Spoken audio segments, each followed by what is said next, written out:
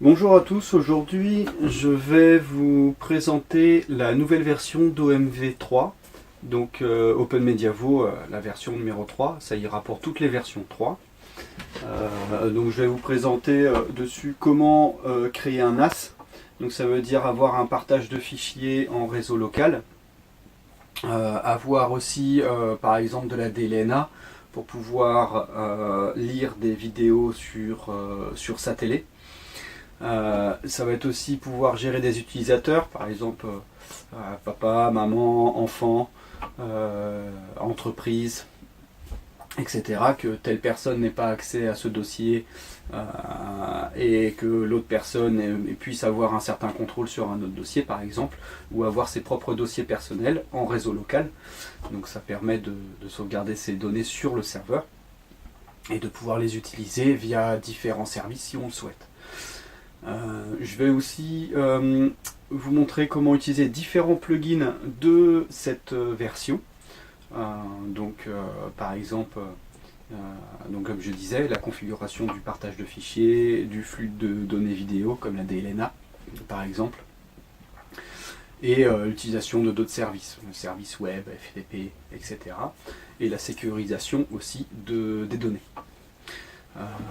Après, donc tout ça, ça va être sur plusieurs vidéos. Je ne vais pas pouvoir faire ça en une seule vidéo parce qu'il va y avoir déjà un genre de prélude avec des explications sur quel type de machine avoir, comment utiliser comment monter cette machine-là aussi sur le réseau, et avec quelques explications sur tout ça. Et à la fin de tout ça, vous aurez un serveur, donc grâce à un PC récupéré, vous pourrez avoir un serveur assez compétent en termes de service réseau. Donc je vous propose de commencer tout de suite par la petite prélude. Alors je vais faire quelques petits schémas pour bien expliquer tout ça. Ça sera à mon avis plus simple. Alors, pour le PC, vous allez avoir besoin de votre PC évidemment. Donc un PC récupéré. Hop, on va faire un grand carré. Voilà, donc je ne dessine pas excessivement bien, mais ça devrait être assez parlant. Alors, sur ce PC évidemment on a notre carte mère. Là je ne dois pas prendre grand chose à tout le monde.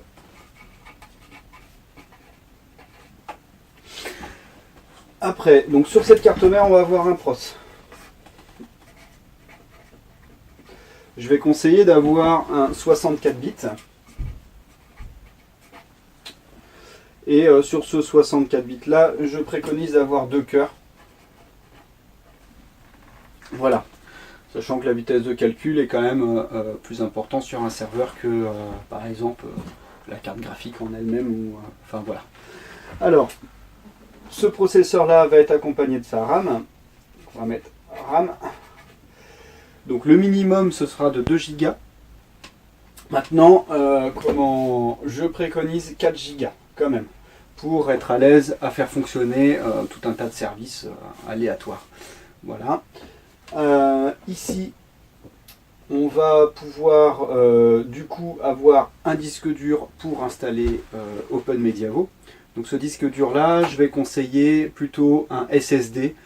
Ça pourrait être presque installé sur une clé USB. Tout dépend de la qualité de la clé USB. Parce que du coup, les clés USB ne gardent pas longtemps leurs données dessus non plus. Donc j'en ai fait les frais d'ailleurs. Alors ici, on va dire que l'OS, on va l'installer sur un SSD au mieux. Après, si c'est un HDD, c'est pas grave. Il n'y a pas besoin de beaucoup de capacité. 40 Go, c'est bien. Il n'y a pas besoin de plus. Ça pourrait très bien fonctionner même sur du 8 Go par exemple. mais c'est juste histoire d'avoir une marge, une marge si on veut installer certaines choses. Voilà. Ici, on va avoir besoin d'un disque dur de données. Donc pour nos données personnelles, nos fichiers vidéo, multimédia, etc. On va mettre un HDD plutôt parce que ça garde plus longtemps la donnée que le SDD. Donc il est bien connu pour ça. Je conseille d'avoir une vitesse de transfert de données assez élevée sur ce HDD. Après, selon la capacité de chacun, si vous voulez avoir 4 Tera de données, prenez un 4 Tera. Si vous voulez avoir que 512 Go de données, prenez qu'un 512. Enfin voilà, gardez votre marge quand même pour le fonctionnement. Il ne faut pas qu'il soit 100% plein tout le temps. Donc ici, c'est à vous de voir. Donc là, vous mettez ce que vous voulez. Moi, j'ai un 2 Tera. Voilà. Après, pour le tuto qui sera sur une machine virtuelle, évidemment, il n'y aura pas besoin... Enfin, moi, j'aurai moins sur le tuto. Après, je conseille d'avoir un autre disque dur qui servira à mettre de la donnée pour des services. Par exemple, je sais pas moi, des services, un site internet qu'on voudrait mettre en place. Enfin, pour plein de choses qui pourraient être, par exemple, pour des services extérieurs. Donc là, par exemple, un troisième HDD, comme ça permet de bien garder nos données ici sécurisées. Alors, donc du coup, ici, il va nous manquer encore les cartes réseau. Alors, une carte réseau, ça peut très bien fonctionner. Souvent, elle est sur la carte mère, d'ailleurs. Voilà. Donc, ETH pour Ethernet. Voilà, ETH 0. Ce sera la...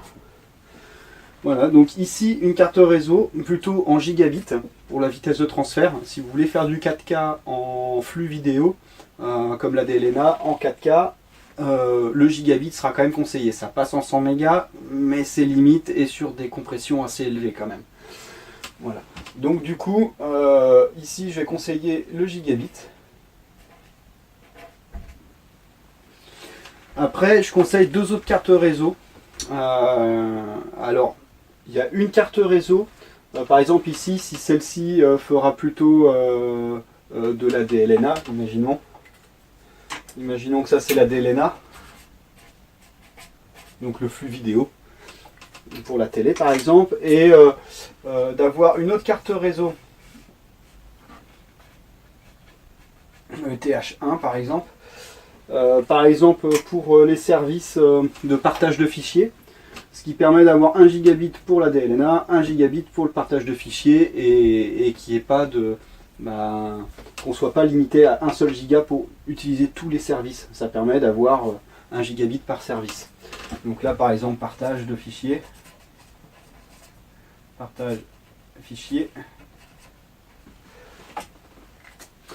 Et un troisième port. J'expliquerai un petit peu plus par la suite, mais par exemple pour des services extérieurs.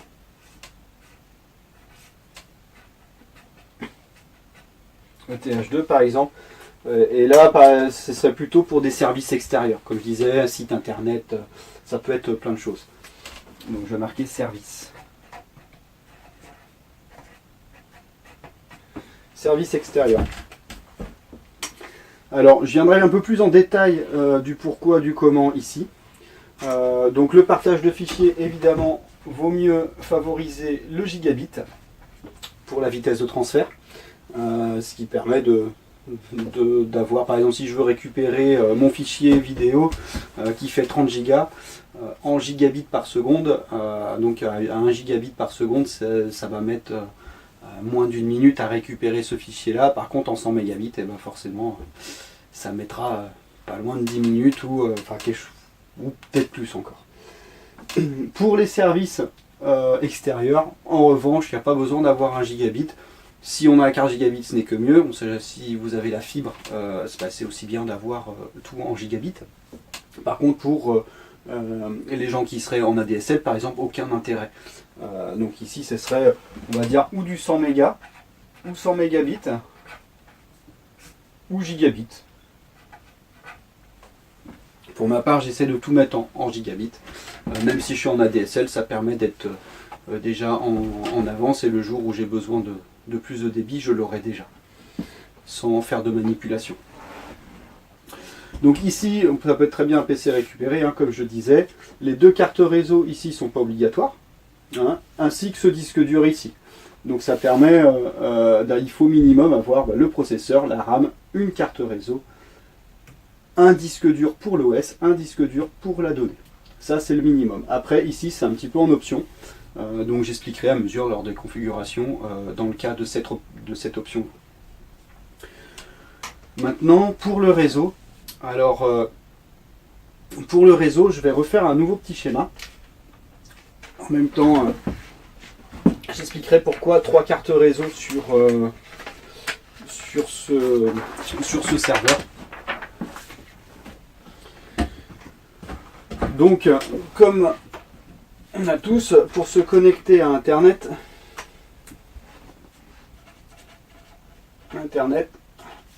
voilà, on a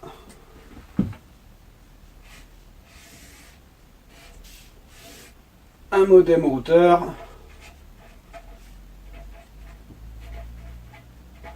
ou une box.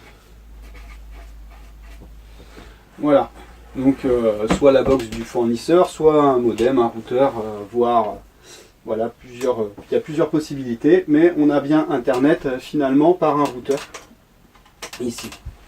Donc là, Internet arrive bien sur mon modem, sur mon routeur ou sur ma box. Ici par exemple, je vais avoir une télévision. Je vais mettre en bleu. Ici par exemple je vais avoir une télévision donc, qui sera connectée sur ma box ici en gigabit.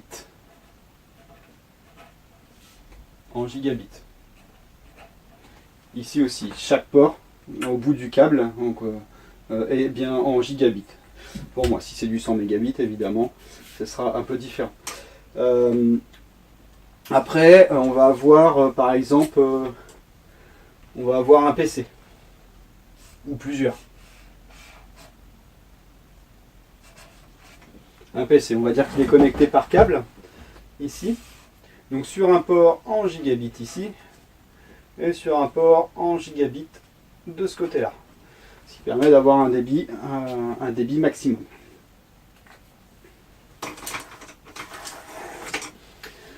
Après, on va avoir donc notre serveur, ici. Faire un plus gros carré, voilà. Donc serveur. On va avoir plusieurs services sur ce serveur là, comme je disais. Donc le partage de fichiers, je vais souvent dire Samba, c'est bien pour le partage de fichiers en réseau local. Donc ça va revenir souvent, autant se mettre directement dans le bain. Donc on va avoir le service Samba.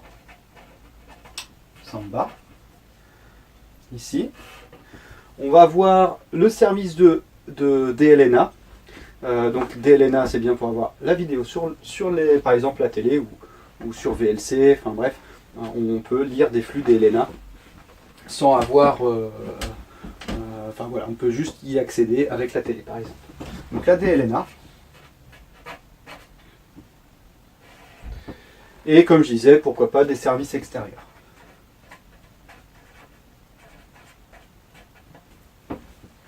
Voilà, donc ici, on a notre serveur avec, on va dire, trois petits bacs de possibilités en service. Donc imaginons que ici, si j'avoue, évidemment, il est connecté par un câble en gigabit.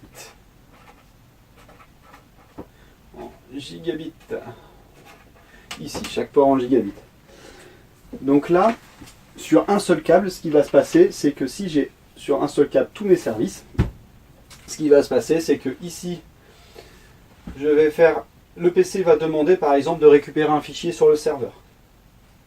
Donc il va faire passer par ce port-là qui est en gigabit, ici en gigabit, donc pour l'instant on a une cohérence plutôt bien. Il va passer après par ce port ici, qui est en gigabit, ici en gigabit, pour arriver sur le service de Samba. Donc ça veut dire que ici, on profite bien du gigabit et on a un débit maximum. En revanche, si ma télé veut se connecter sur le service de flux vidéo ici, je vais avoir bien un port gigabit ici. Donc là, j'ai toujours une bonne cohérence. Jusqu'à ma box, j'ai une très bonne cohérence, puisque le gigabit est bien pris en compte. En revanche, arrivé ici, j'ai en même temps de la donnée qui transfère et en même temps du gigabit ici. Et une demande en gigabit pour du flux vidéo qui arrive sur la DLNA, ici. Donc ce qui se passe ici, c'est que le flux va être alterné. Donc si par exemple on veut regarder ici de la 4K, et là il est possible que le flux vidéo soit altéré, donc la qualité d'image soit saccadée, soit altérée. Donc pour éviter ça, c'est pour ça que je disais, ce serait bien d'avoir une deuxième carte réseau pour ça. Donc dédiée au flux vidéo. Ce qui permet d'avoir ici tout en gigabit et en gigabit. Et on peut avoir les deux services qui tournent en même temps sans aucun problème. On peut avoir plusieurs membres de la famille, par exemple, à utiliser plusieurs services sans problème. Maintenant, le troisième câble, lui, il servirait plus à la sécurisation de notre réseau local. Alors, je vais m'expliquer. Donc forcément, ici, je suis branché par un câble. Donc ici, on a dit, soit gigabit. Donc ici, le port, il est en gigabit. Mais ici, ici, il peut être en 100 mégas ou gigabit. Parce qu'il n'y a peut-être pas besoin de beaucoup de débit ici. Donc ce qui va se passer à cet endroit-là, c'est que quelqu'un qui arrive sur Internet ici, donc vient se connecter via Internet, via la box, via le port ici, via ce port-là, et pour accéder au service de données. Donc il va bien passer comme ça. Et là, ici, ce qu'on peut créer, c'est une sorte de tunnel de protection. Donc ici, il va arriver là, et imaginons on a un hacker qui veut essayer d'aller aux données locales.